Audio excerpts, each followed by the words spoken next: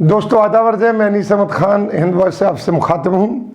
जैसा कि बिहार के चुनाव में आप देख रहे हैं और झलक रहा है कि भाजपा के पास अब कोई मुद्दा नहीं रहा है और जिस तरीके से रिजल्ट आ गए हैं, पहली वोटिंग हुई है, 55% वोटिंग हुई है, उसके बाद जो रिजल्ट्स आ रहे हैं उससे बिल्कुल साफ रिजल्ट नहीं कहना चाहिए कि जो आराइयाँ हो रही हैं जिनको पोल कहते हैं, उनमें यही पता चल रहा है कि एनडीए बहुत पीछे चल रहा है और नौजवान जो आरजेडी के हैं और कांग्रेस के हैं वो लोग बहुत आगे चल रहे हैं।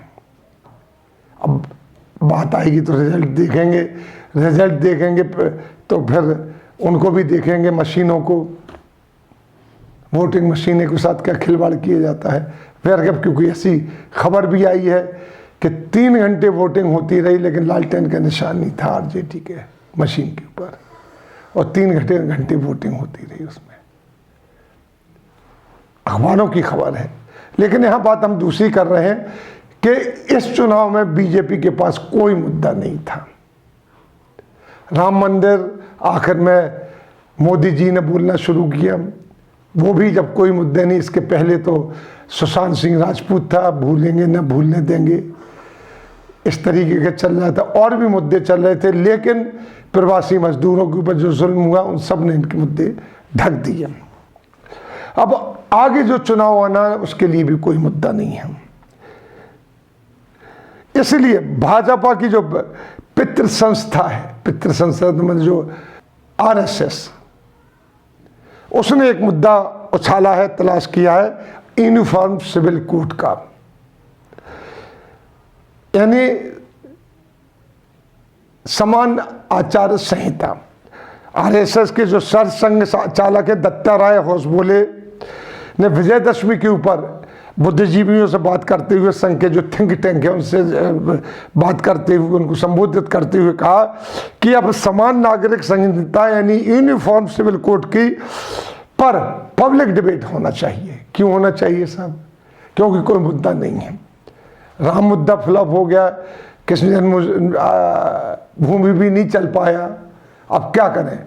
कॉमन सिविल कोड मुसलमानों को टारगेट करके हर वो मुद्दा ये लाते हैं मुसलमानों। पाकिस्तान नहीं चल पा रहा है क्योंकि पाकिस्तान खुद मुर्दा बैठा हुआ है, उसके ऊपर कहेंगे वो चढ़ाई कर देगा, पब्लिक कहेगी कैसे करेगा, वहाँ खुद भुखमरी फैली हुई है। बांग्लादेश चल नहीं पा रहा, वो आपसे बहुत आगे निकल गया, वरना पिछले बिहार के चुनाव में बांग्लादेश चलाया था इन्होंने। और बांग्लादेश की बात तो ये देखिए कि झारखंड से हमारे अडानी जी, मोदी जी के मित्र, बिजली बनाते हैं, बांग्लादेश को सप्लाई करते हैं। हालत ये चल रही है। अब ऐसे में यूनिफॉर्म सिविल कोड की बात आती है और उस थिंक टैंक में कहा गया कि इसकी अच्छाइयां आम जन तक पहुंचाना चाहिए क्योंकि इसमें कॉमन सिविल कोड में क्या चाहिए। पब्लिक डिबेट के जरिए ये मामला सरकार पर छोड़ देना चाहिए कि वो कब लागू करती है, लेकिन पब्लिक डिबेट होना चाहिए, शुरू कर देना चाहिए, आरएसएस कह रही है। होसबोले हैं, मोदी जी के बड़े करीब हैं होसबोले, उन्होंने एक बड़ी ही विवादित बात कही कि 370 खत्म कर दिया, लेकिन उसकी अच्छाइयाँ भी जनता तक नहीं पहुँची है, यानी बगैर डिबेट के ख़त्म किया गया है। अब वो चाहते हैं कि कॉमन सिविल कोड जाए तो उसकी डिबेट जाए, तो आप देख भी रहे हैं आधे से ज़्यादा गांव के लोगों को देश ये नहीं मालूम कि 370 क्या है, क्योंकि जब ये मुद्दा बिहार में चुनाव में उछाला गया तो वहाँ लोग समझ ही नहीं पाए कि 370 क्या। तभी इन बिटवीन द चुनाव बिहार के ये चीज़ कही गई कि अब आप ज़मीन खरीद सकते हैं कश्मीर में। ये 370 हटाने का फ़ायदा हुआ, कश्मीर में ज़मीन खरीद सकते हैं। ऐसा नहीं है कि पैसा लिया और कश्मीर गए ज़मीन खरीद ली। बहुत सी चीज़ें होती हैं। जैसे हिंदू वॉइस के एक बुलेटिन में मशहूर कश्मीरी पत्रकार यूएनआई के जो एडिटर रहे हैं, उन्होंने कहा कि भाई वहाँ 6 महीने तो काम हो ही नहीं सकता, बिजली है नहीं। जब सर्दी होती तो बिजली 24 घंटे के लिए गायब हो जाती है, बर्फ़ पड़ती है। कई फैक्ट्रियाँ HMT से लेकर कई फैक्ट्रियाँ बंद हो चुकी हैं। वहाँ ज़मीन बिजनेसमैन क्यों खरीदा गया है, उन्होंने कहा है। हमारे यहाँ पिछले दिनों ही ये उनसे बातचीत गई है। बड़े मशहूर जर्नलिस्ट है, जिनकी कश्मीर पर बात जिनकी सरकार भी सुनती, चाहे कोई सी भी सरकार हो, बहुत सीनियर जर्नलिस्ट है। तो 370 खत्म कर दिया, पब्लिक अभी तक ही नहीं जानती। इसीलिए यूनिफॉर्म सिविल कोड के लिए आरएसएस चाहती है कि पब्लिक डिबेट हो, यानी जनता के बीच जाके बहस हो इसके ऊपर कि क्या है ये कॉमन सिविल कोड होना चाहिए। वैसे बात आपको बता दें, कॉमन सिविल कोड का मतलब है पूरी भारत में एक सा ही कानून हो, शादी ब्याह इनकी पॉलिसी एक सी हो जाए, लागू की जाए।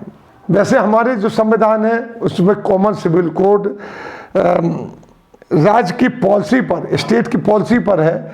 अगर वो लागू करना चाहे तो लागू कर सकती है, लेकिन स्टेट भी लागू नहीं कर पाती है, क्योंकि इतने डिवीजन है कि कॉमन सिविल कोड लागू नहीं हो सकता। लेकिन आरएसएस वालों को जो वो है कि अगर कॉमन सिविल कोड आ जाएगा तो 3 तलाक तो हमने ख़त्म कर दी है, मुसलमानों की और भी चीज़ें ख़त्म हो जाएंगी, क्योंकि मुसलमान कॉमन सिविल कोड नहीं मानेगा।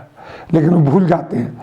पता होगा कि आरएसएस शुरू से ही यूनिफॉर्म सिविल कोड लागू करने की फेवर में, शुरू से जब 1925 में इसकी बनाई होती, जब शुरू किया गया था। 370 खत्म करके 370 खत्म करने के बाद इन्होंने सीए लागू करने के साथ ही वो चाहती थी कि अब उसकी आखिरी ख्वाहिश है कि यूनिफॉर्म सिविल कोड, क्योंकि सीए अगर आप देखें तो उसमें कॉमन सिविल कोड की बहुत सी चीजें हैं जो इन्होंने लागू की हैं, तभी वो अमान्य सा है।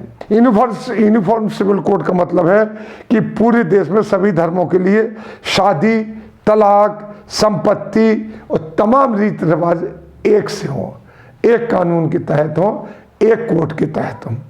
जबकि संविधान की धारा 2528 में सभी देशवासियों को उनकी धार्मिक आज़ादी की गारंटी देती है कि हम कोई सा भी धर्म हो हम मान सकते हैं। सबसे पहले जो इसकी बात हुई थी तो कॉमन सिविल कोड की लागू करने की वो बात ब्रिटिश राज में उठी थी। जब ब्रिटिशर्स यहाँ आए थे वो इसको लागू करना चाहते थे, लेकिन जब उन्होंने देखा कि आगे यूनिटी इन डाइवर्सिटी है और डाइवर्सिटी इन यूनिटी है भारत के अंदर, अलग अलग धर्म है, अलग अलग रीति रिवाज हैं, अलग अलग कास्ट, क्रीड, सब जातियां अलग हैं, सब जाति का अलग धर्म है, तो वो पीछे हट गए थे इसके।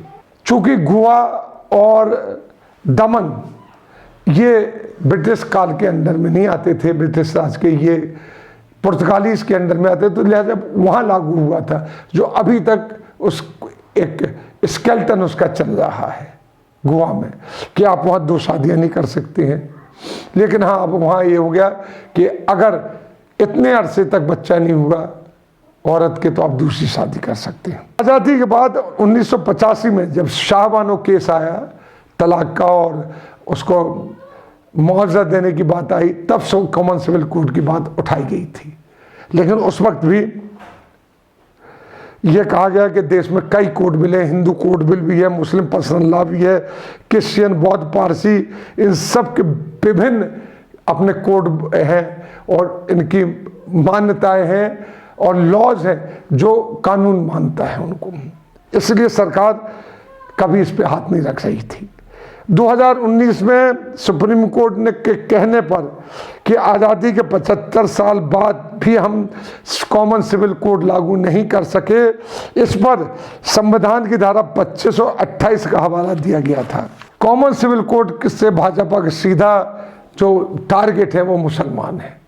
जाने कि उनको यही लगता है कि अगर मुसलमान को हमने दबा दिया तो हिंदू वोट इनको मिल जाएंगे, लेकिन जैसा कि अभी तक नहीं हुआ है, अभी तक ऐसा कुछ नहीं हुआ है कि इन्होंने 3 तलाक का मसला हटाया हो, इनको वोट मिला हो।